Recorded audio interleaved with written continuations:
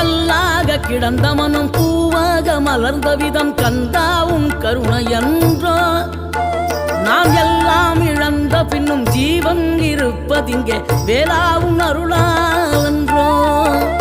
கோடி பணம் இருந்தாலும் மேலும் அதை தேடுகின்ற மானிடர்கள் கூட்டம் நடுவே மனம் தேடி உன்னை திரிந்தபடி திருப்புகழை பாடும் என நாடி வந்து காத்த குருவே